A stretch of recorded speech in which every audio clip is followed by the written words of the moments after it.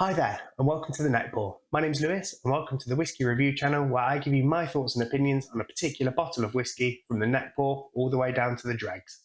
You join me here today for the Neckpour of a new bottle, and one I'm super excited for, this bottle of Mossburn Blended Malt Scotch whisky from the islands, everyone's favourite unofficial whisky region. This is one I picked up at auction. I got it at Scotch Whisky Auctions, and I paid just over £39. A reasonably good deal. I mean, I think I was suckered in with a bit of auction fever, which is something I'd warn you all against, because having a little look around online, it looks like you can pick this up fairly regularly for £45, so maybe quite not the bargain I thought I was getting, but it is still one I'm really interested to try. So without any further ado, I think let's get this bottle open, pour ourselves a dram, and see where we go. Before we do get into this, I would just like to say, please do, if you enjoy the content, drop me a like below. Drop me a comment if you've got any thoughts and opinions on this particular bottle of whiskey or anything you'd like to see me review. And please do hit the subscribe and the notification bell if you want to be notified next time I post. It really does mean a lot to me. But yeah, let's have a little listen to the cork of this and see what we think. Pretty nice cork pop there, and a lovely pale whiskey. It is natural colour, it is non-chill filtered, so that's all the things we like to see. I mean, they don't name on here where it's from, other than it's just a number of whiskies from different Scottish island distilleries, and all phenolic, all maritime, all peated. All have been aged in bourbon barrels initially. And then when they've got to Mossburn, they've re-racked them together into what they call Mossburn casks, which are a bourbon barrel with a virgin oak head. I assume when they say head, that means head and tail, but who knows really, doesn't say. But yeah, I just love the colour of this. So lovely and pale, and it's how the whiskey should be presented, non-chill filtered. Again, 46%, natural colour, all those good things that we like to see. And let's give this a little smell. Again, that description is perfect. It's phenolic, it's smoky, and it's maritime. To me, on the nose, that's olive brine, that's campfire, and there's just a little hint of kind of diesel rags, something like that. There's a dirty peat in there somewhere. I'd say it's maybe a Lecheg at a guess, but who knows?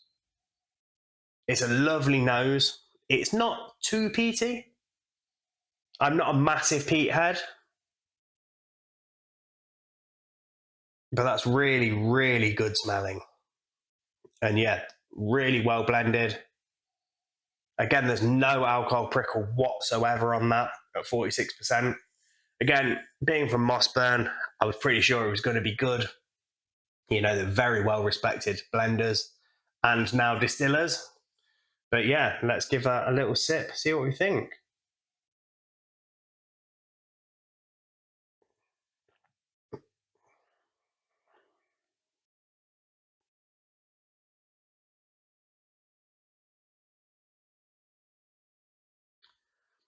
That's incredibly interesting on the palate. It starts off with a kind of light, crisp, clean ash, then goes through to almost the smell of a barbecue when you've left it over the winter without cleaning it properly. You first open it at the start of the summer, and it's that slightly stale kind of dirty coal smoke. But you know, to non-whiskey people, that probably sounds horrendous. But the kind of people that are watching this video probably know just how delicious that taste is.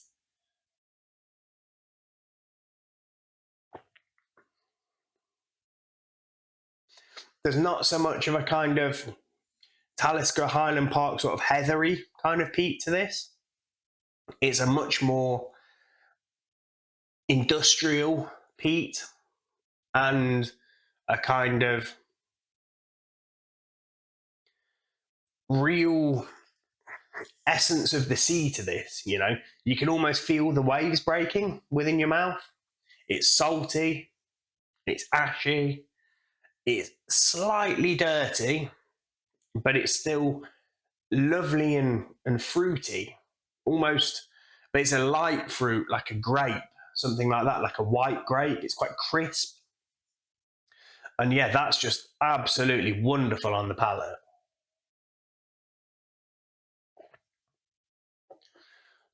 Then on the finish, you go through a kind of whole range of. It starts off the finish to this being quite that kind of oily rag, that diesely sort of smell. Then it goes through a kind of progression through vanilla and finishing on a real salted caramel. And just all round, it's just really, really enjoyable. I'm going to add a little splash of water to mine now, just see if that brings anything else out. Because again, being non-chill filtered, there will still be plenty of compounds in there to react with the water.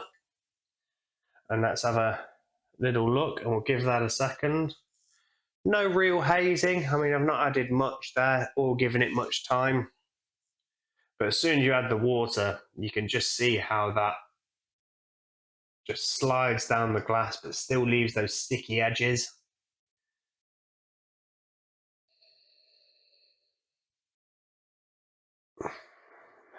And all that dirtiness is gone on the nose.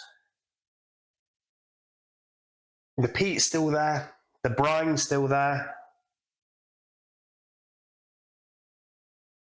But again, that white grape is just popping out on the nose now.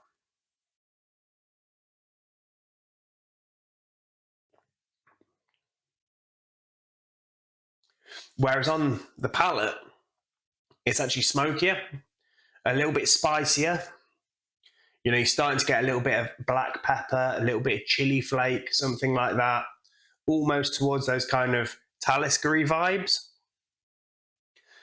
And then the finish is just a lot softer, it's a lot more gentle, and it's as if the fire has been taken just that bit further away from you.